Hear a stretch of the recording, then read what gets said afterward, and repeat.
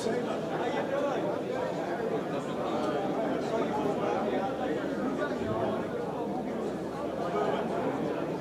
just went to Fry's and I said, give me a desktop that's cheap. $399. It's an i7 4790, which is onboard graphics, 8 GB memory, terabyte hard drive, with the operating system. I mean, this is all you need to run an SDR. In fact, it's more than you need to run some SDRs. So that's, I mean, $399. That's, we used to pay more than that for monitors, right? CRTs, right. When I was consulting in 1994, I wanted a 20-inch CRT. It cost me $2,400. And I was happy because it was big. I didn't have a 14-inch screen. So, it has no knobs. Well, I don't consider that to be a disadvantage, but if you really have to have it, here's one you can buy for 40 bucks. And I actually saw a picture of a guy who took one of these and he glued it on the front of his SDR. Because after all, you have to have a knob. So I didn't want to point out that there's no screen, so I don't know what you're going to do with that. And if you really want more knobs, there's a lot of knobs on this. And there's a display, and there's probably more horsepower in this than there was in your first PC. In fact, I don't think there probably is even. No argument there. So now this is a simple installation here. I don't know where he sits. He wedges himself in over here somewhere. And by the way, this is if you want, you can go to a webpage called hamsexy.com. It's full of things like this. This is a Dodge Colt.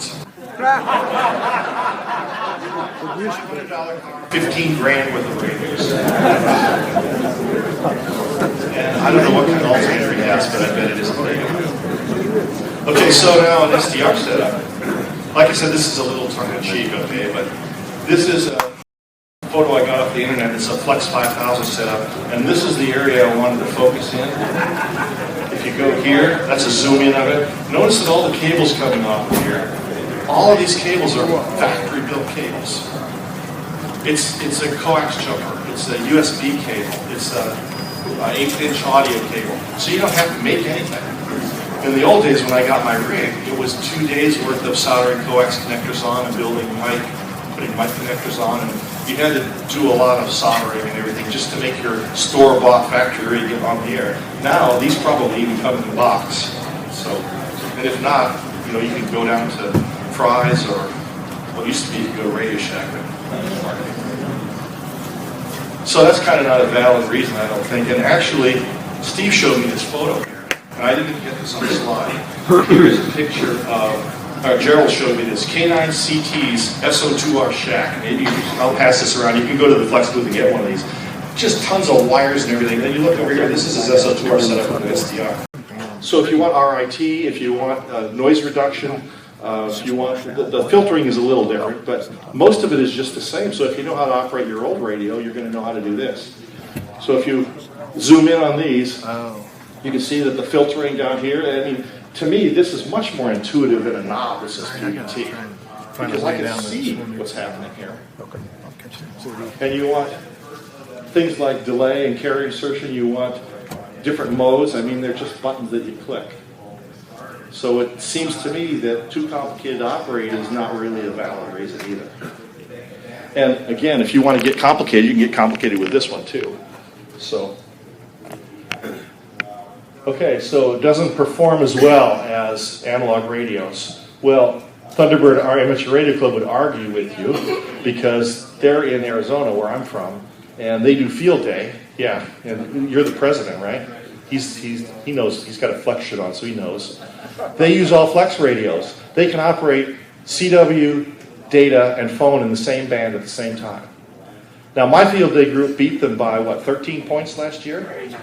Yeah, and I say the only reason we beat them is because we have operators that stay in the seat longer. Once they figure that out, don't listen. Oh, it's a party, not a conference. Okay, well, once they figure out that they have to, it's called butt in chair. You have to be sitting in front of the radio to make cues. Once they figure that out, we're lost because they can put 3 stations on the same band. And here's a few pictures. This is K7QO. at the controls. And who's that? Did you really say that? Is that a quote? Oh.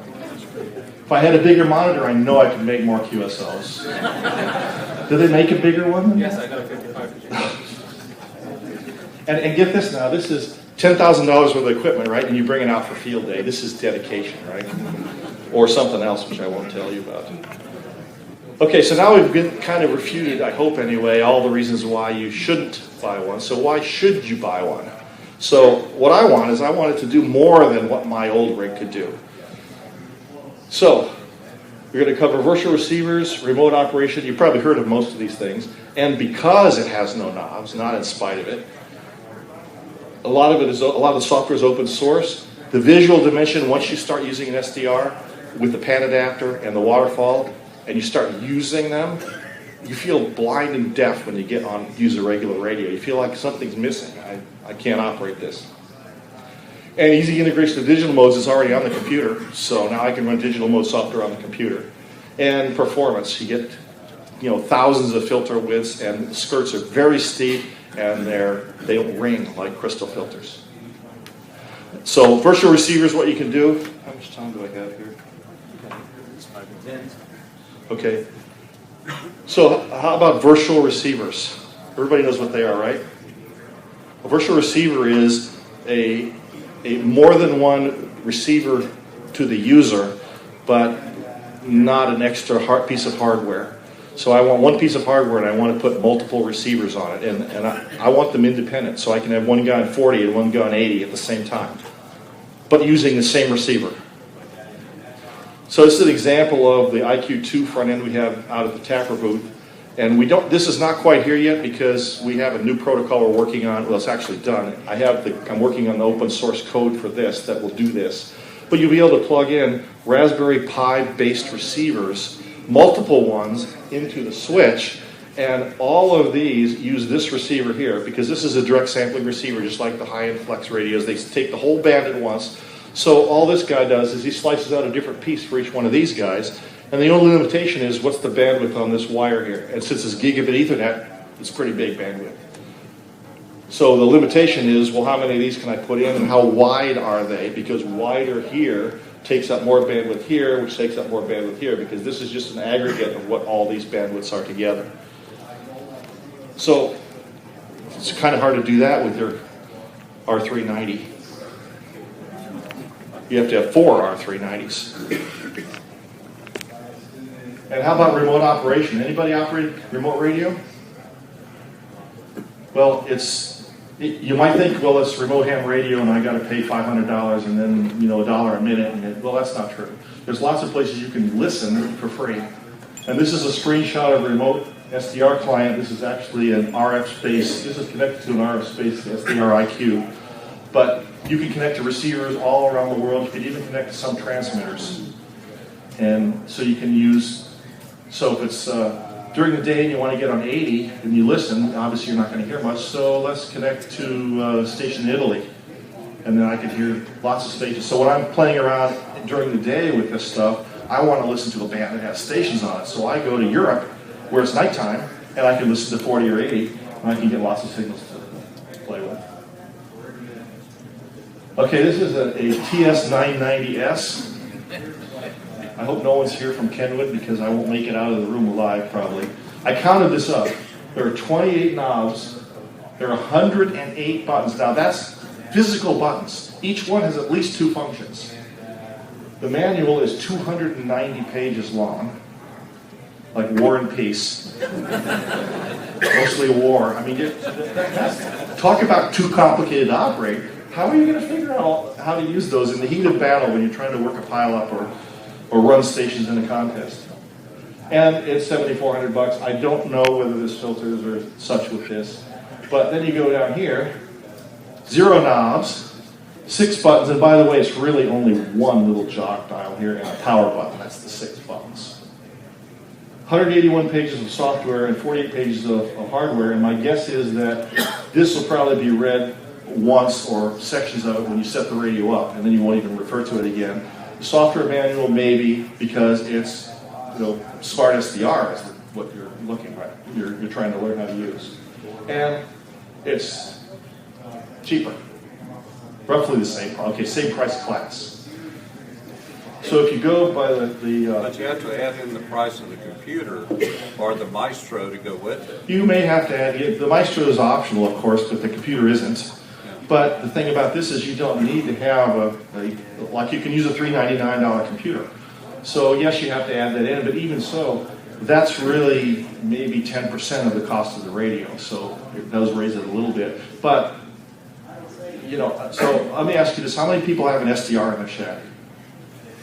Oh, wow, okay. How many people don't have an SDR in their shack? Okay, now if you people, how many people have a computer in their shack? See, so it's like, unless you have a really old one, you're probably okay already.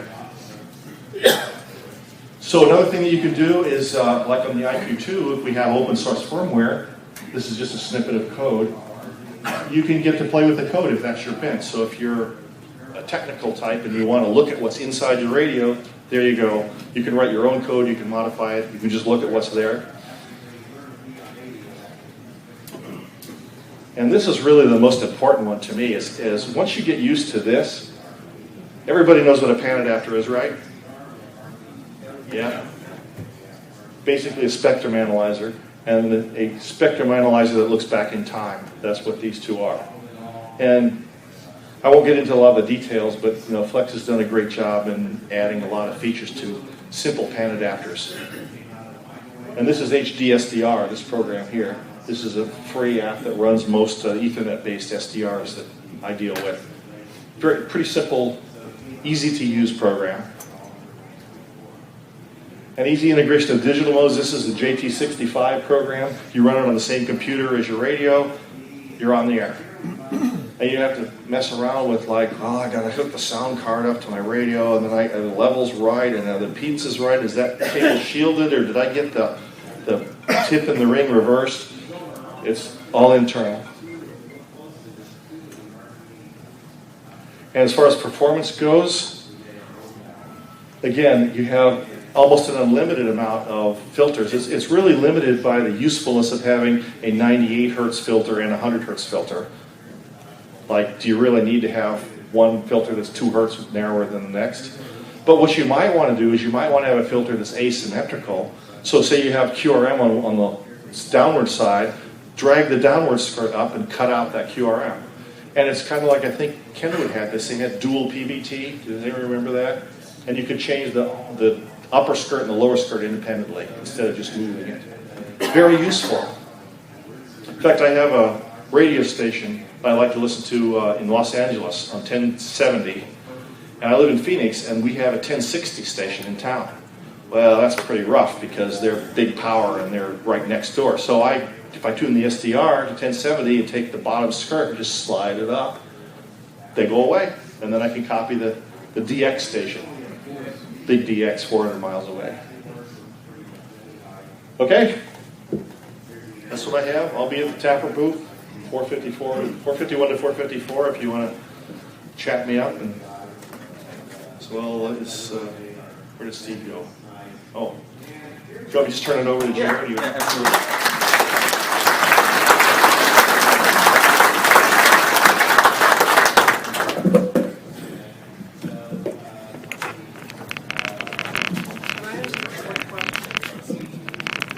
Question?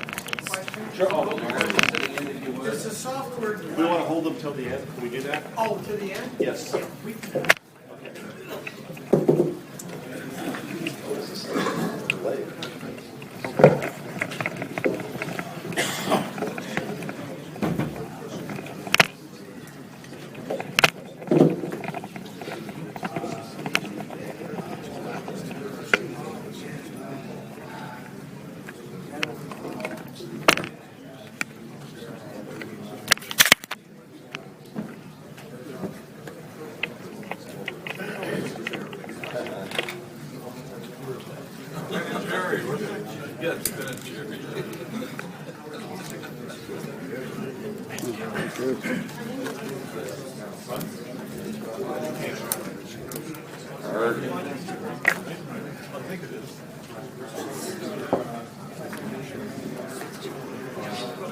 can just read my presentation, sure. Why not? That was just the background. I always have difficulty getting the presenter notes. Mirroring your Are you have mirroring on? Or? turn on mirroring.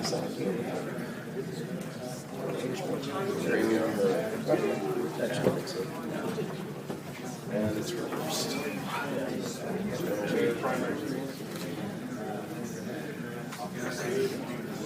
Yeah. There I am. That's one way to. There you go.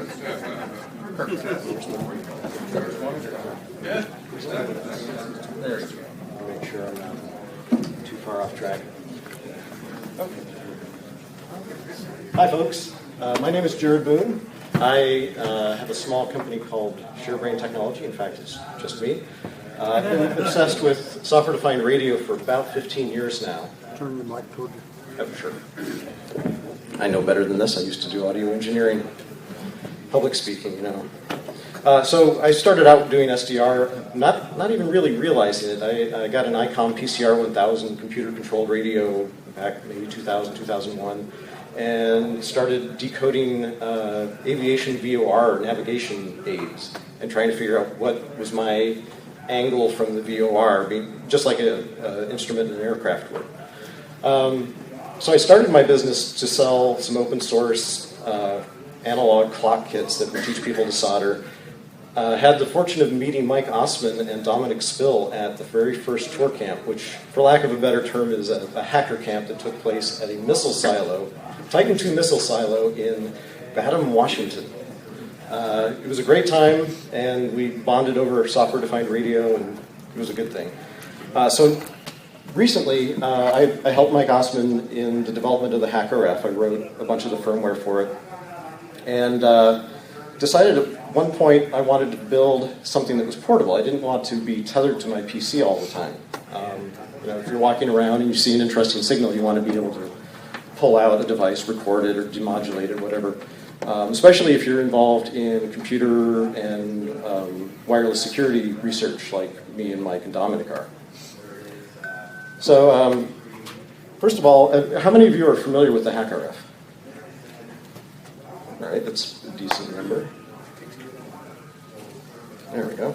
So, just briefly, the HackRF is a software-defined radio designed for, initially for privacy and security research of wireless technologies. Obviously, the world is becoming wireless at an extraordinarily rapid pace, and usually companies developing technologies don't spend enough effort trying to make these things secure and not leak your private information. So this radio started out being designed to be extremely flexible, low power enough to plug into a USB port, and tune over an extremely wide range, 1 megahertz to 6 gigahertz. It can capture 20 megahertz worth of spectrum at once and feed it into your computer over a high-speed USB interface. It only transmits about 10 dBm or 10 milliwatts, so you're not going to be making too many long contacts with that. However, you can do amazing things if your modulation's good. There's a guy named Clayton Smith who I met at a conference a while back who used Whisper and a HackRF with a simple dipole in his attic in Ontario, Canada, and managed to reach Europe, which is on 10 milliwatts. Wow. Yeah. So, while it didn't start out being designed for ham radio applications, it can be useful for some ham radio applications and certainly for experimenting with new modes, and also extraordinarily portable, especially if you add my PortaPack add-on. So it adds a touchscreen, audio interface, SD memory card interface, battery to back up the real-time clock so that if you're logging data, you can get a timestamp on it. And the whole package consumes about 2 watts when it's operating. There's the backside. You can see some of the components on it. And an example of some of the waterfall and other interesting things that it can do. On the left is a SSB, LSB mode. In the center is a narrowband FM on a 70 centimeter, it looks like. And on the right, one of the privacy research topics that I've been investigating, tire pressure monitors. All cars sold in the US as of 2008 have wireless transmitters on the wheels, and each of them transmits a unique identifier. Kind of creepy. So, I've been focused very much on trying to pack as much interesting functionality into this little package, basically building on top of this HackRF radio, not using a laptop or a PC of any sort, and try to do some really serious SDR with it. So I'm going to give you a quick overview of some of the things I've learned. I'm going to get kind of mathy and kind of into computer architecture. Are there any embedded engineers or DSP folks? Okay, so basically this talk is going to be for about 20 people. I may have gone a little too deep. Anyway, I hope it'll be fun. No exam. So to start with, the HackRF has an ARM microcontroller, but it's not like an ARM microcontroller in a smartphone. Those are A-class ARM microcontrollers. These are Cortex-M class. They're not big enough to run a real operating system. The particular device on the HackRF has 200K worth of RAM, which by 1980 standards sounds great, but for doing software-defined radio, that's at 20 megasamples a second, that's 10 milliseconds worth of data. So it's a fairly challenging environment. However, you do have single instruction, multiple data instructions. So you can do a lot of vector arithmetic. You can take two integers, multiply them together, and two other integers, multiply them together, add those together, and add them to a third number, and do that all in a single clock cycle, which in the case of this part is at 200 megahertz. So every 4 nanoseconds you can do a whole bunch of math. Not as much as a laptop, but still there's a lot of potential in there. Another interesting thing about these lower grade microcontrollers is that they're zero wait state. They don't have any of this fancy memory caching stuff that you see in a modern operating system environment. All the RAM is zero wait state, so if you ask for a piece of data, you get it instantly. You don't have to wait around. And that's great for performance. Also, if you structure your program properly, you can break out the data so that if maybe you're processing audio in one area of memory and the hardware is transferring baseband data from the A to D converter into another chunk of memory, they can take place separately and not interfere with each other and degrade the performance of each task. So these ARM processors, despite being $5, are capable of doing very sophisticated things like that. So the HackRF presents some interesting challenges, however, when you're doing SDR. The hardware itself will not give you a really narrow bandwidth. The narrowest you can get, if you can tell from the graph, the numbers are super small, sorry. That's about 1.75 megahertz. So ultimately, if I want to get down to an SSB bandwidth, I need to decimate or reduce width of this channel by a factor of 1,000, roughly, 500. And we have to do all of that in software. So how would you ordinarily do that? The classic way of doing it in hardware is to use what's called a cascaded integrator comb filter.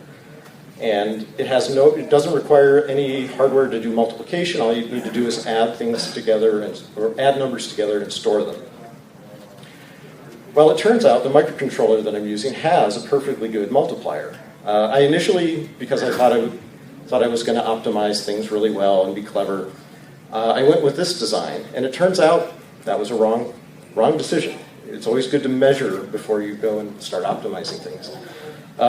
So I wound up writing a whole bunch of code that did something fairly elaborate that didn't get me anything.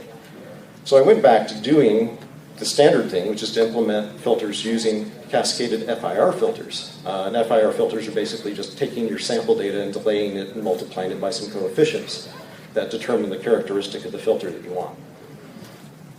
So it turns out premature optimization is the root of all evil after all.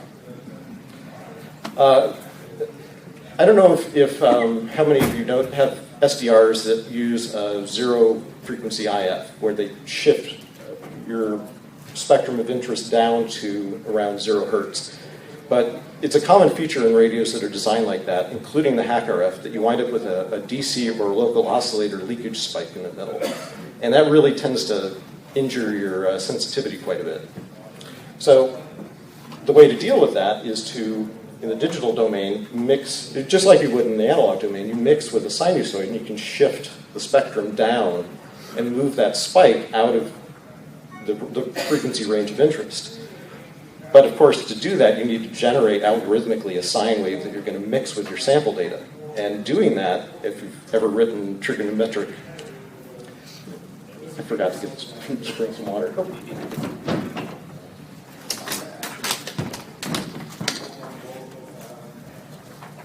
So much better. So if you're doing this in the digital domain, you need to synthesize a sine wave, kind of like a DDS type of approach. And doing that on a microcontroller is kind of a heavy lift. It's a lot to expect. But it turns out if you pick the amount that you want to shift the spectrum to be exactly the sampling rate over 4, sine waves turn into zeros, or 0, a positive 1, a 0, and a negative 1. Super easy. You don't need to even do any multiplications. You can kind of squish that into your FIR filter and cause the spectrum to shift and filter all at the same time. Another topic, of course, for ham radio is being able to do FM. And ordinarily that's a really long series, an infinite series, in fact, which you use to calculate the precise arctangent of an angle. Maybe a little bit too much inside baseball, but you wind up spending a lot of computational effort trying to calculate that. It turns out, if you don't care about getting down to the absolute smallest amount of precision, parts per million, parts per billion, there's a very simple, actually a whole group of very simple equations that turn out to kind of mimic that characteristic and are way easier to compute. So I've just gone way deep into signal processing, and most of those tricks I learned from Richard Lyons. This is the Understanding Digital Signal Processing book, which, especially chapter 13, has some incredible knowledge in it. So I've talked about some of the signal processing tricks. I'm kind of at a point where I'm really frustrated with my project in terms of what programming language I use to do software-defined radio. So ordinarily, if you're doing embedded development, the natural choice is to choose C. And this is Kernahan or Ritchie. You might recognize them. Not Ben and Jerry. I heard somebody say that. I see how you could get that. So C is great in certain ways in that it's cross-platform. A lot of people know it. The Linux kernel was written in C. Many open source projects are based in C. The frustrating thing is if you try to write code with it, a lot of times you spend a lot of time creating these elaborate structures and you don't really get a whole lot of work done. There's also a lot of undefined behavior where if you don't do things the right way, well, you may or may not get the answer you want. The specification just doesn't say. And there's no standard library, really, at least if you're doing embedded. Of course, on an operating system like Linux, you do have some standard C functions you can expect. So I tried out C++, and this is Bjarne Stroustrup, the inventor of C++. And the language does have some really nice features, and I've made good use of them. In fact, I wrote the PortaPack code using C++, and the whole thing compiles down into about 150K, which took quite some doing. It could get smaller, but that's another story. So to the programming language, Bjarne added classes, templates, a standard library kind of grew organically around C++, and it addresses some of C's undefined behavior. The focus of C++ was in many cases about creating abstractions that produce cleaner code without costing you anything in terms of performance. And you can also choose to use certain features or not use certain features and not really have to take the entire language all at once and use all of them. The language is also advancing rapidly. So I've been able to do some nice things. I don't know, is anyone here a software developer? Or I once again, okay, good. So relieved. And for the rest of you, I'm sorry. Stay awake. So it allowed me to write what I think is fairly elegant code to interface with, say, the peripherals on the HackRF, which I feel this is a cut above, or maybe a couple of cuts above, doing pound defines and sort of the typical thing you would do in C code. By doing this, I also have what is called type safety, basically not being able to write the register a value to a register that won't accept. I've been talking all day. That won't. You can't write to a register that won't accept a value for a different register. You can also wrap all of the information about a particular peripheral and make a nice clean interface on top of it and abstract away whichever electrical bus you might be using, I2C, SPI, it doesn't matter, and you can reuse the code for multiple peripherals. So that's all good, and I have an okay relationship with C++, but there's another programming language coming down the road that I don't know if the embedded developers around here have heard of some of these new languages. Rust is one of them that is attempting to address a lot of the sticky unpleasantries around C and C++. And without really penalizing you for using the language and taking advantage of all of the extra safety. Yes? Oh, 5 minutes. Hi. So, I guess I'm just up here sharing what I've learned about SDR, my approach for creating an SDR platform, and encouraging people who are interested in participating in an SDR platform to get involved in my project, other open source projects, look at some of these techniques, some of these languages, and see if they're not suitable for radio experimentation. That is it. I talked really fast.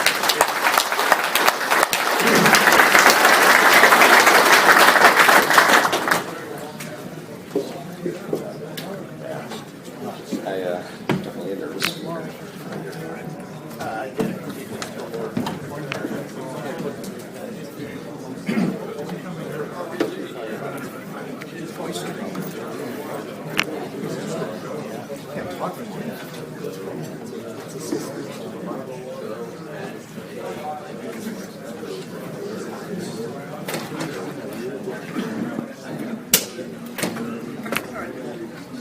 Why doesn't it look good?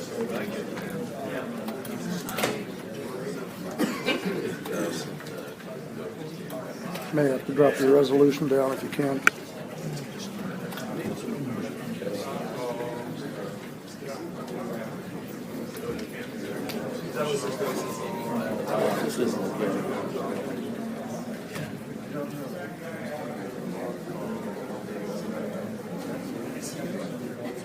There you go. Much better. I am so lucky.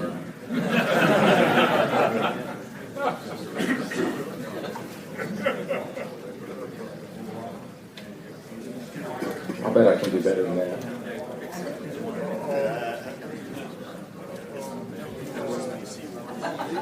Go for the gusto.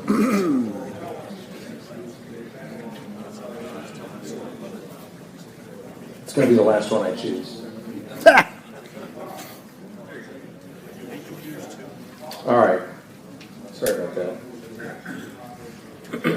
All right, my name is Steve Hicks in 5AC, work at FlexRadio Systems. I'm going to talk a little bit about some enhancements that we made to Smart SDR this year, which works on the Flex 6000 radio. Talk a little bit about our API and what's happened with it in the last year. I want to talk about a project that we mentioned last year called Glass and what's going on with that, and then a little bit about Maestro.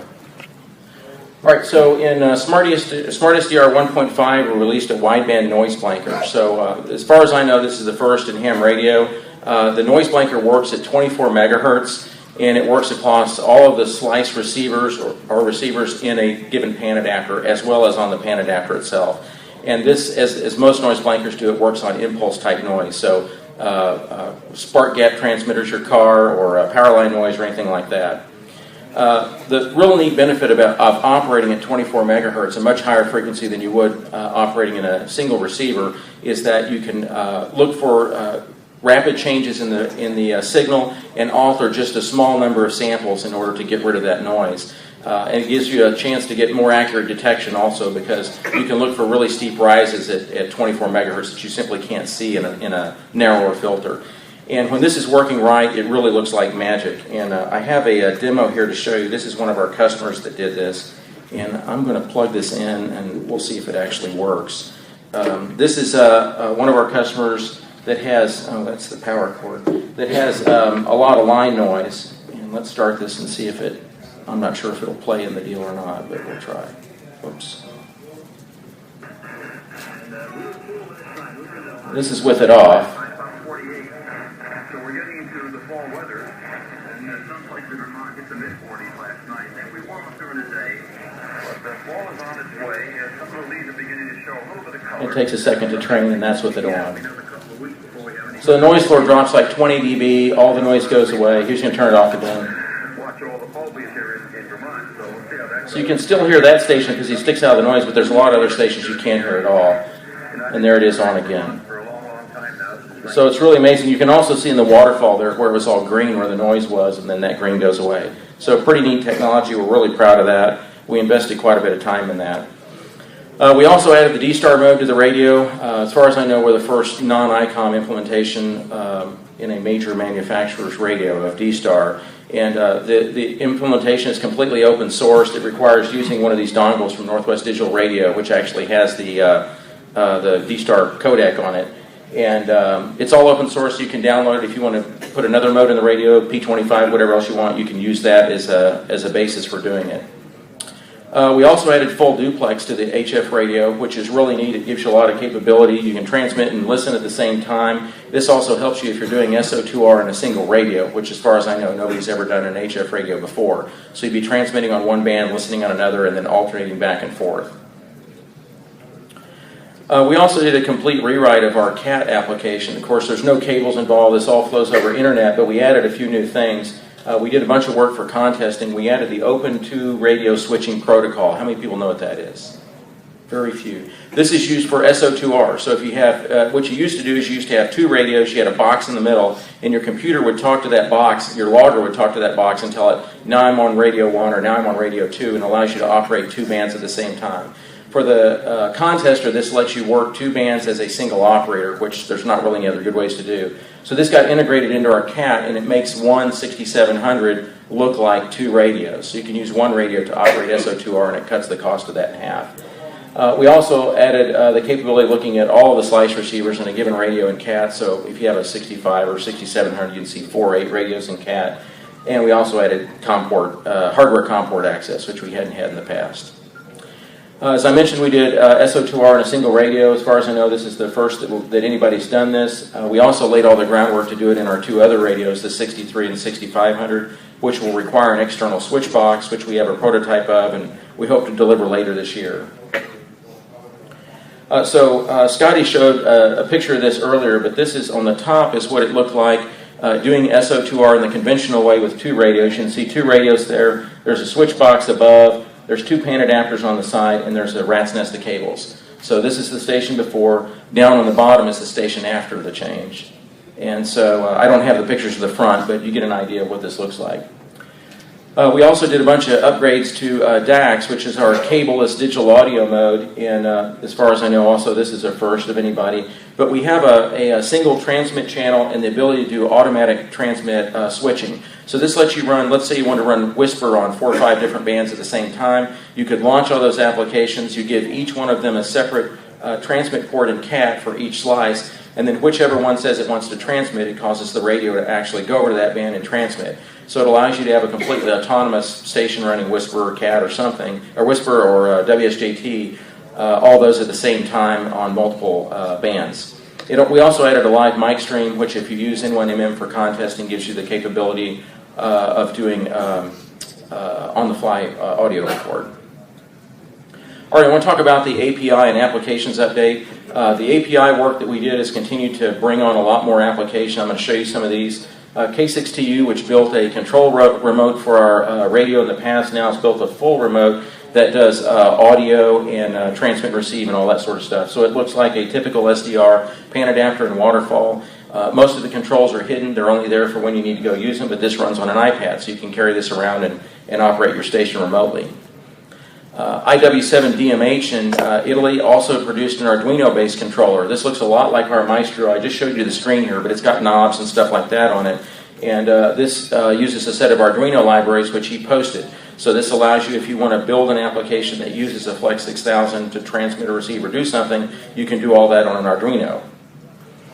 K3TUF, who's an avid VHF contester, built a web server-based access to the Flex 6000 and an associated VHF switch box, which allows you to, in contesting, switch among any of the VHF bands, and it handles all the antenna switching and all that for you. And it's built on a BeagleBone platform and uses a web server to control stuff. HB9FXQ built a WebSocket interface to the Flex 6000, again using the API, and he did a waterfall in native HTML5 code, which is pretty neat looking. And you can see his videos. This is an example of his video where he demonstrates it. You can see his Flex 6000 there, and he's got a web server that runs all that and a keyboard to run it. Don Agro up in Canada of Dog Park wrote Dog Park SDR, which is a native Flex 6000 client that runs on a Macintosh computer under OS X. So this is it here, and it looks a lot like a Smart SDR, but it runs native on a Mac. So we have a lot of customers say, hey, do you run on Mac? Yes, we do now. Marcus DL8 MRA in Germany took the API and wrote a native iOS client. So it's shown here running on an iPhone. I don't have any signals there, but this is what it looks like. It also runs on an iPad, and it looks a lot like our Smart SDR client. Again, it's something you can carry around, a smartphone or a tablet, and operate your radio anywhere you are. So DX comes on when you're shopping. Well, you stop shopping and work DX, right? That's what we do. Of course. Wayne with RightLog went and integrated his application with Smart SDR, and so you can go out directly select your rig by name if you have multiple rigs in your house. It also does integrated digital modes. As you know, RightLog is heavy on RIDI integration, that sort of thing. DX Labs also uses the Smart SDR API now, so this is a widely used program for keeping track of DX entities and that sort of thing. Okay, I want to talk now a little bit about the GLASS project. We talked about this last year, and this is essentially packet radio for ships at sea that's received on the International Space Station. That's kind of the short version of it. I'm not going to go into all the detail on how this works, but I'm going to give you an update on it. We had two Flex 6700s that were being placed into a drawer, which was going to be sent up to the International Space Station. That project has been completed. It's scheduled for launch in early to mid-July. The launch date hasn't been set yet, but it's on the SpaceX crew resupply mission number 9. So we're going to go down to Florida and watch this guy take off. It's going to be fun. This is a brief diagram of how it works. The ships at sea broadcast the AIS waveform, which looks a lot like APRS. It goes up to ISS and is received by the Flex 6000s, goes up to the TDRS network, over Ethernet, comes to the NASA ground station, then stored on the GLASS servers, where it can be used to find ships at sea that you didn't know where they were. This is a mechanical drawing of the rack that goes in the International Space Station. The green board in there is a Flex 6000. The other gray components you see there are preamplifiers and power supply and switching stuff. And the bottom is the front panel. This is the completed unit, which is undergoing test. So you can see the Flex 6000 main board in there, and then the amplifier stuff up front. There's the front panel. There's actually 2 redundant radios, so if there's a single event upset from space particles hitting it, that you can switch between the radios. And here it is all sealed up and ready to go. It's been integrated now, and it'll be sent up here in July. And here's where it actually goes in the system. This is Kevin, one of the co-principal investigators, pointing where it's going to go in the International Space Station. So that's an exciting project. All right, so the summary kind of here on the API stuff is that the API, which we originally created just as a TCP UDP API, has now been expanded to several platforms. It's on Linux, Windows, OS X, iOS, Arduino, Android. So pretty much anywhere you want to operate and control a radio like this, you can operate and control it. It's very simple to use, and lots of standards involved. All right, last thing I want to talk about is Maestro, which is a device that we introduced last year, and we're shipping in volume now. For us, as a software-defined radio provider, we continue to hear that knobs and buttons are important for a lot of types of operating, so this is our solution to it. We also worked a lot with contesters to try and help find things that would make their lives easier, make their workflow easier. One of those things was making it easier to set up an SO2R multi-1, multi-2, multi-station and switch between those so you could operate many different kinds of contests quickly. And of course, one of the cool things about it is it's enabled for complete remote operation. So this is what this device looks like. It has a typical SDR-looking display on the right, which is a touch screen that you can control it with. And on the right, we have a series of knobs and buttons that let you control the most easily or most commonly used features. You can see on the touch screen there's a menu button in the upper center that lets you go to look at menus to change many of the other settings, but all those things aren't spread out on the display in 108 different buttons and knobs, just to pick a number. So as I mentioned, it's easily remotable. You can take this, you can put an internal battery in it, carry it around. It works Wi-Fi, so you can control your radio from anywhere in the house. I know many of you that are married would like to be able to spend more time with your spouses, so this allows you to take the radio to bed, and you can have it in bed while your spouse is reading and operating, right? That's what I want to do. It can be used in place of a computer on one of our radios, and it's optimized, as I said, just to have the most commonly used controls. The display is an 8-inch IPS cap touchscreen, so it's the latest technology. It's like what you'd get on a tablet computer or a touchscreen phone, so it's very easy to operate. You can pinch to zoom and all that sort of stuff. We only show up to 2 pan adapters or slices here, but that's quite a bit to show here. It's completely built on our API, so we built this. Anybody could build something like this in a different form factor to control the radio in a different way. There's no other magic here. It just uses our standard API. The controls allow you to control 2 different slices, which are kind of like VFOs. So you've got a VFO knob and AGC and volume, as well as filter controls, which of course are continuously variable, and you don't need to spend $200 for each of 5 filters, all that kind of stuff. And then on the right-hand side, there's another set of controls for the other slice. It has an integrated CW keyer. We happen to use a Win keyer because it's kind of a standard in the industry. It has line in, line out, headphones, all that kind of stuff. As I said, it'll run about 6 hours on a battery. So we use, rather than try and put our own battery in there and deal with all the complications of that, it uses one of these standard off-the-shelf cell phone recharging kind of batteries. So you can buy 4 or 5 of those for $20 a piece, and you get about 6 hours of life out of each one of those. It's either Wi-Fi or Ethernet, and it also has a VESA mount. So if any of you guys are public safety combat kind of guys, you ever worked in one of those environments, everybody hates having an HF radio because it takes up all the space and the limited space in those bands. So here you take this Flex 6000, you stick it in a rack somewhere, and you can mount this on the wall, which is really nice. These are some other things that we hope to do with this in the future. We'll let you control a computer and a large display. So if you really like your large monitor like Chris does, and you want the 48-inch curved plasma, whatever, you can operate that with this. We'll also allow you to operate multiple Maestros on a single radio. So when we first came out with the 6000s, people said, what am I going to do with 8 slices? Well, now you can invite your friends over and you can all operate the contest together on one radio. The other thing, if any of you are kind of following what's going on in remote, we started out thinking we just want to move our radio somewhere, but as soon as you do that, you think, oh, I got to turn my rotator, I got to turn on my amplifier, I got to switch my antennas, all that kind of stuff. So this is kind of the direction that remote's going, and we'll be doing this as well, integrating all kinds of other devices. So antenna switches, turning your rotator, adjusting your antennas, all that kind of stuff. All right, that's all I have. We have about 20 minutes left, so we'll do a panel now. So if you want to ask any 3 of the panelists questions, raise your hand and we'll take questions. Thank you.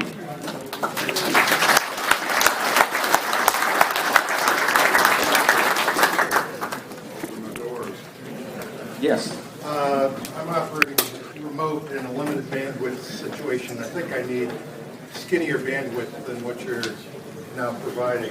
What's the outlook for that? The question is about operating remote and about how much bandwidth is required, and things need skinnier bandwidth than we have.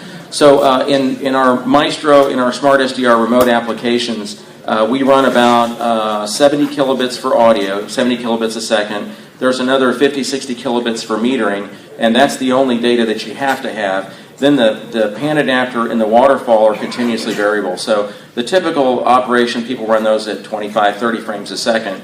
When you run one pan adapter waterfall plus the other stuff, you're running about, 2 megabits roughly. If you take both of those and turn them down so they only refresh once a second, you go down to about 200 kilobits, which is a very reasonable rate. And So that gives you a lot of flexibility to adjust. If you run both CAN adapters, both waterfalls at full up, you're going to be using 3-4 megabits, something like that. So is that answer your question? Yeah. Other questions? Wow. I know there are other questions. Yes? This is really directed to Jeremy. Well, how do you compare your microprocessor you're using, which is the M4 and M0 core, to say just M7 core? You know, I haven't looked at the M7 all that much. I know that it's... Oh, sorry. So you want a comparison of the M0 and M4 processors that are in the HackRF versus the newer M7 core. I haven't really looked at the ARM M7 core all that much, other than I know it's focused on like motor control, DSP. It seems on paper, what little I've read, to be a good choice for doing SDR at extremely low cost and power, but I don't really know for sure. Yeah. I was wanting to ask about you were talking about Rust, and have you actually been implementing using Rust, or is this an interesting area for future exploration? A little of both. Until you really, yes. The question is whether I've done much with the Rust programming language to see how suitable it is for application in my project or just embedded in general. And I have done a little bit of work in that respect. Downloaded the compiler, and in about 2 hours succeeded in generating a binary that I could link with the existing code that I was able to use to flash LEDs on the HackRF. So from Rust was generated assembly language that was then compiled along with the rest of the project. And yeah, I could jiggle the GPIO lines and flash the LEDs and talk to the operating system. There's a very thin operating system that runs on the PortaPack already, and I was able to put the thread to sleep for 100 milliseconds and then toggle the LEDs so that I got a nice slow flash. Yeah, so I'm optimistic that there's a lot of potential there. And so it's actually practical to use it on a particular embedded processor. Yeah, so the question is, does it seem practical to use a language like Rust on an embedded processor? And the fact is that it pretty much generates C equivalent code. It was developed by Mozilla, the Firefox browser people, as a systems language. So they want to be able to write systems level code, operating systems, things like that. And so they were very careful about constructing it so that it could do stuff like that.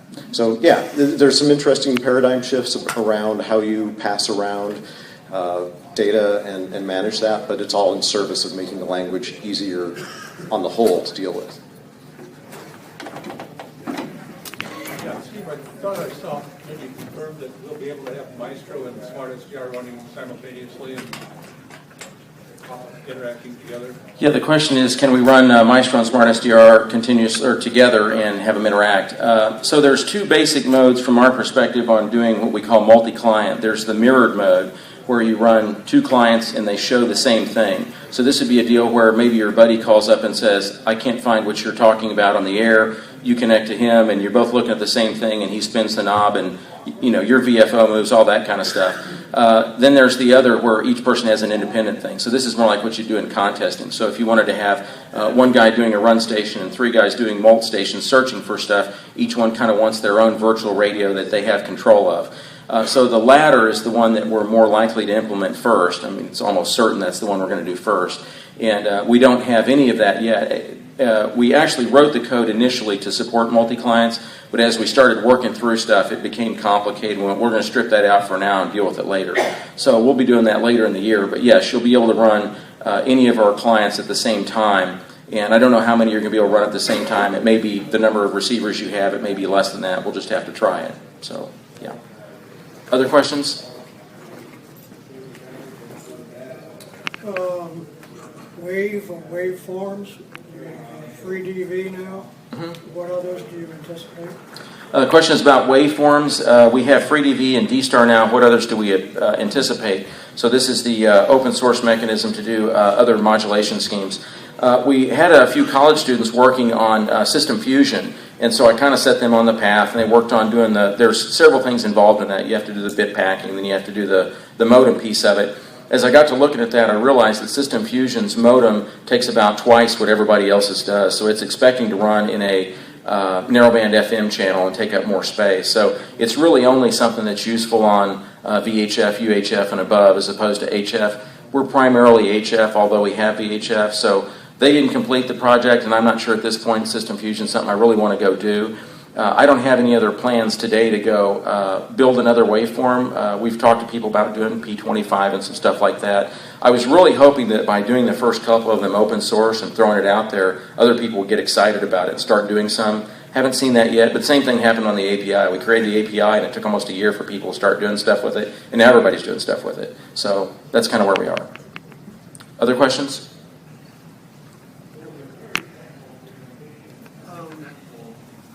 Is it structured so like you could write add-ons, people can contribute extensions or add-ons to it? You're asking about the waveform interface?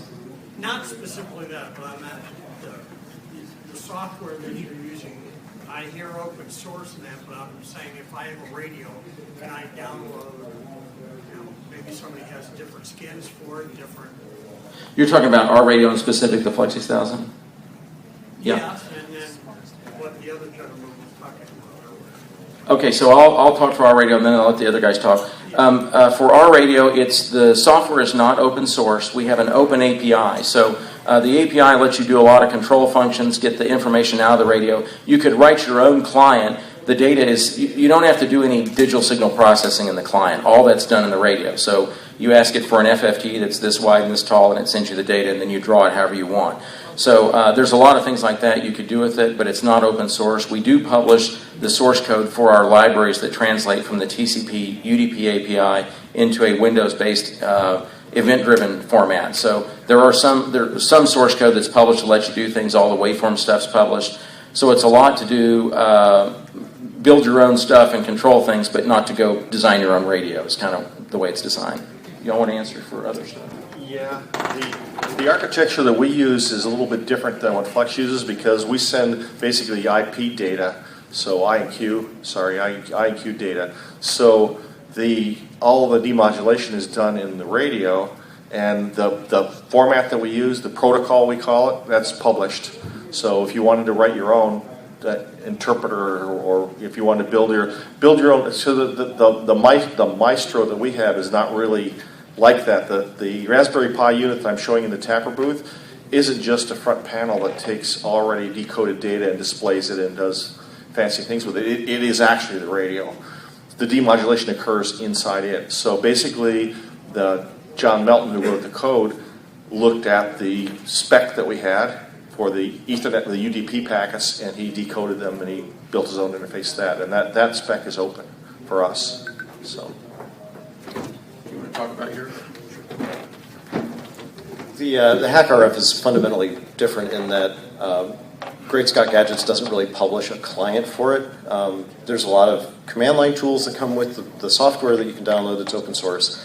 And then there are a lot of projects that are developed around the HackRF and other SDRs too, where you get this open source project, you download it from the repository and compile it or install a package, and you can run it and modify it however you see fit. But I haven't really seen much in the way of a plug-in architecture aside from things like a new radio, where it's much lower level. It's not kind of a complete environment.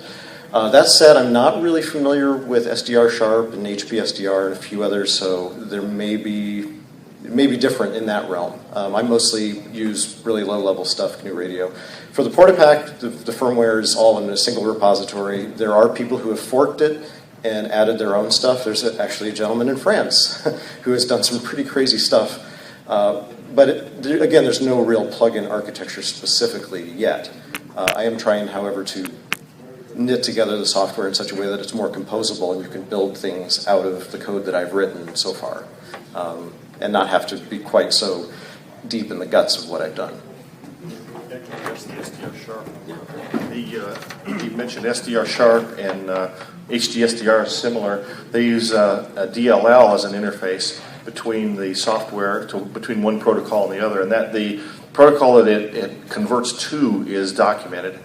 And so if you go on the, like for instance, the HD SDR site, there's 30 different DLLs of people who have written DLLs to convert their proprietary format on the Ethernet wire, say, to what the radio needs, and that's all documented. So now, while the HD SDR code's not open source, the interface is, so you can build your own DLL. Any other questions? Who's hot and wants to get out of here? A lot of people. All right, that's it. Thank you all for coming.